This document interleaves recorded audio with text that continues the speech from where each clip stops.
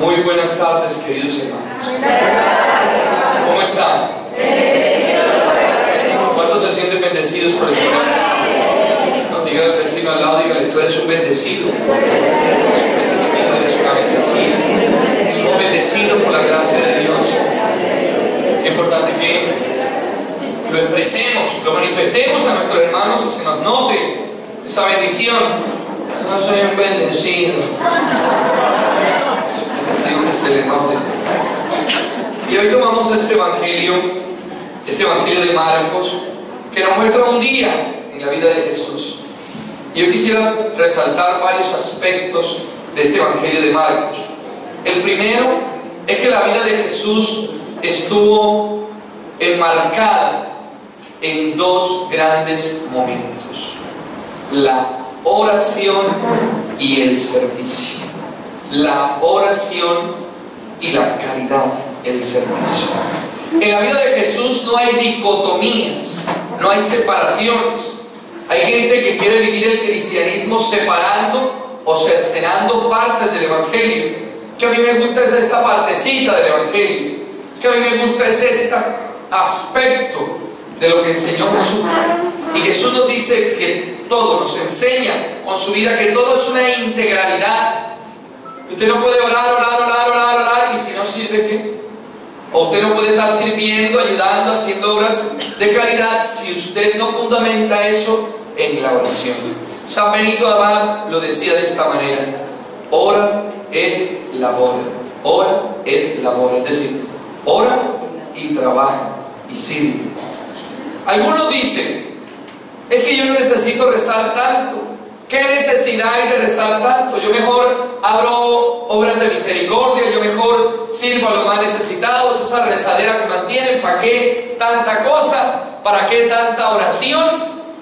Y se equivocan.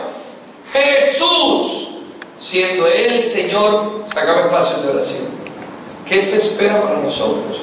O sea, si el Señor sacaba espacios de oración es porque la oración es fundamental en nuestra vida.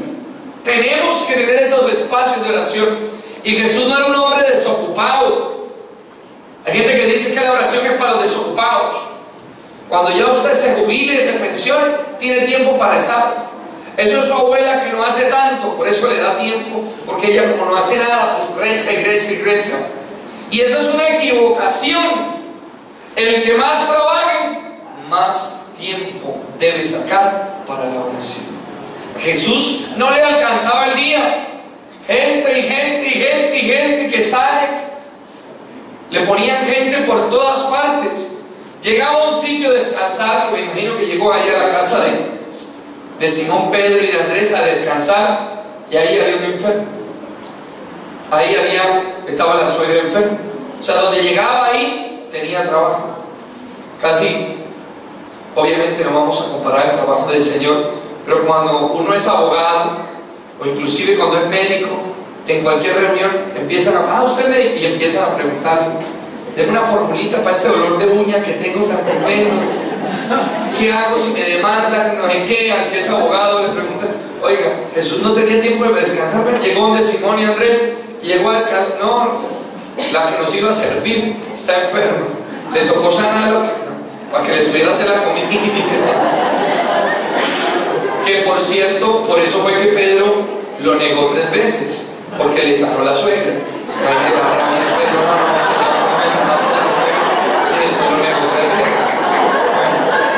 Es una anécdota.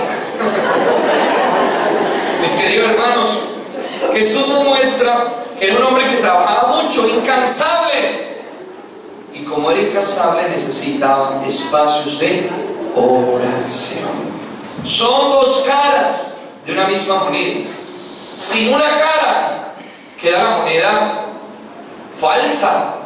¿Usted ha visto una moneda con una sola cara?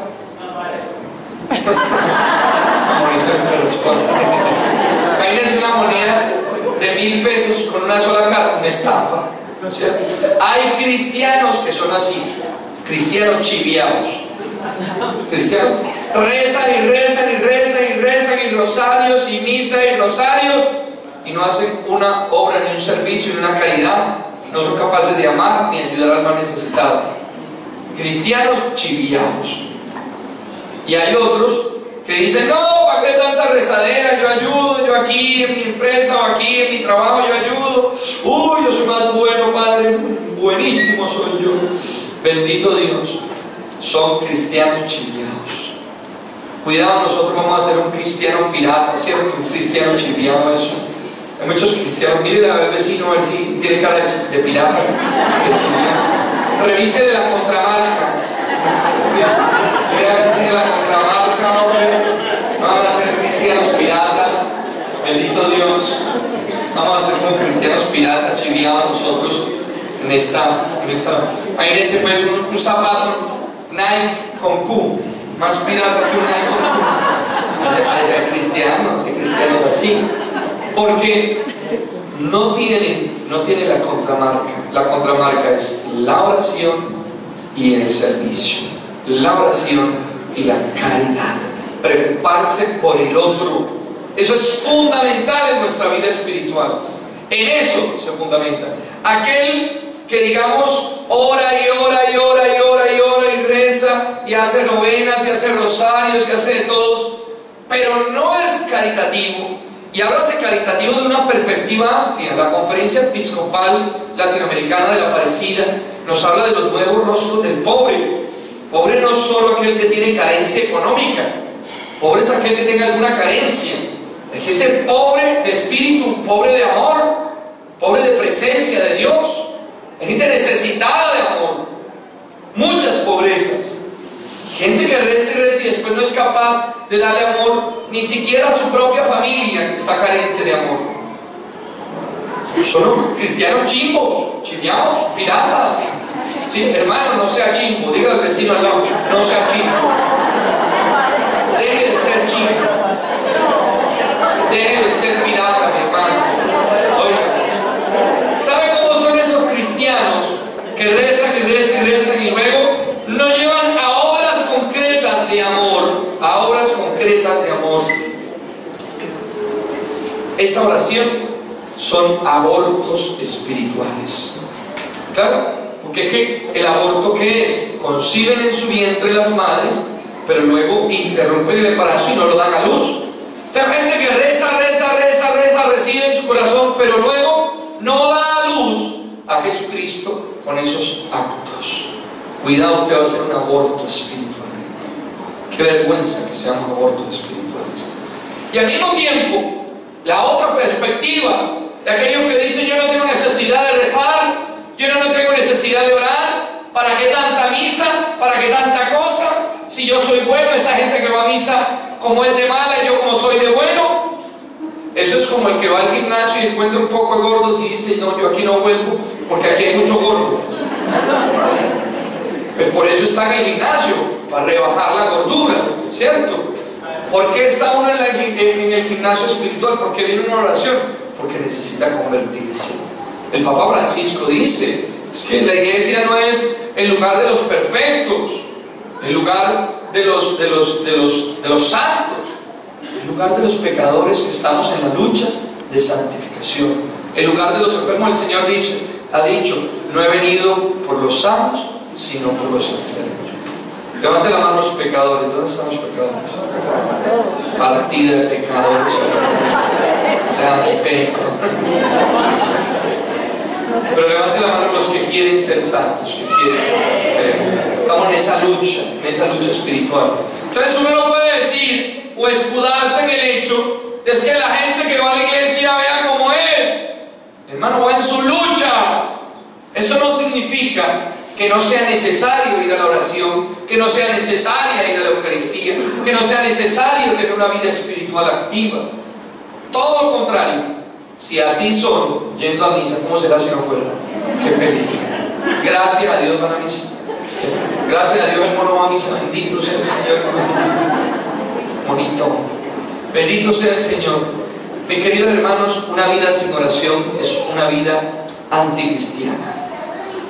Santo cura de Ars, algunos me han escuchado, lo repito mucho, decía: así como los peces necesitan el agua para vivir, asimismo necesitan los cristianos de la oración para poder vivir espiritualmente. Cristiano que no ora se muere espiritualmente. necesitamos la fortaleza, el ánimo, el alimento que proviene del Señor, y es la oración, la Eucaristía, los sacramentos, la palabra de Dios, lo que nos va a fortalecer. Entonces mi servicio de caridad se anima, se revitaliza en la oración. A la Madre Teresa le preguntaba: Madre, ¿usted por qué solo manda a sus monjas en la mañana a hacer el servicio de caridad, el aspecto social, y en la tarde recoge todas las monjas? ¿Por qué no deja que trabajen todo el día hasta la noche? Podrían hacer mucho más bien. Y decía la Madre Teresa: serían poco efectivas si fuera así, porque en la tarde regresan para encontrarse con el Señor y recobrar fuerzas, renovar fuerzas en la oración. Si no fuera por la oración, no podrían hacer lo que realizan cada mañana. Si usted tiene mucho trabajo, necesita mucha oración. Somos poco efectivos cuando no vamos a alimentarnos de la oración, cuando no vamos a renovarnos en la oración, cuando no vamos a fortalecernos en la oración, a descansar incluso en la oración. Usted en la oración va y descansa, necesita de ese baño espiritual, de esa gracia, de ese alimento divino. Qué bonito el Señor entonces, cómo nos enseña a vivir una vida de unidad espiritual, sin dicotomías. Padre, ¿qué es mejor entonces? ¿Orar o servir? Las dos cosas. No se puede dividir una cosa sin la otra, tienen que estar unidas. Es más, aquel que ora auténticamente, cuando la oración es auténtica y no es una oración superficial, lo lleva a la caridad. Cuando no es una oración de payasada, de máscara, una oración simplemente para cauterizar mi conciencia y tranquilizar mis culpas, cuando la oración es profunda, entonces me lleva a preocuparme por el otro, a no ser indiferente frente a las necesidades de los que me rodean, de manera especial de los más necesitados. Y cuando la caridad tiene poder y viene con esa fuerza y ese empuje, es porque ha brotado de la oración.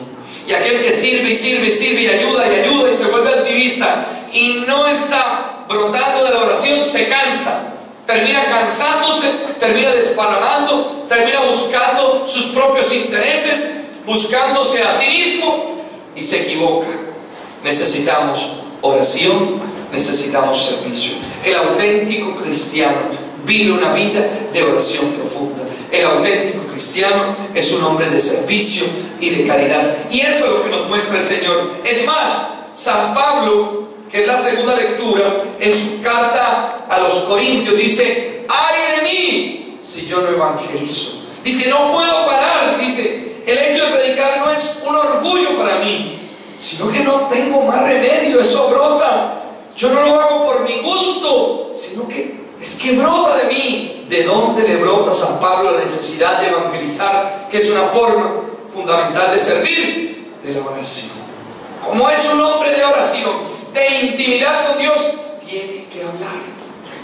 Si usted es un perro mudo en la iglesia, es porque usted no ora profundamente, porque usted no tiene raíces. Un árbol que no tiene raíces no da fruto, no tiene profundidad. Cuando nuestra oración tiene profundidad, nosotros tenemos que hablar del Señor, porque nos hemos encontrado con Dios. Si usted ve todos los relatos de la resurrección, muestran que las personas que se encuentran con el Señor inmediatamente, ¿qué van a hacer? ¿Qué hacen? Apenas se encuentran con el Señor, anunciarlo, van a llevar chisme. Por eso el Señor se les aparece a las mujeres primero que a los hombres, para que se extienda el evangelio fuertemente. Eso es un dato bíblico, no tengo la culpa. Dato bíblico. Primero se le apareció a las mujeres. Mentira, es por esta. No, es porque las mujeres eran más sensibles, entonces podían sentir al Señor. La sensibilidad fue fundamental.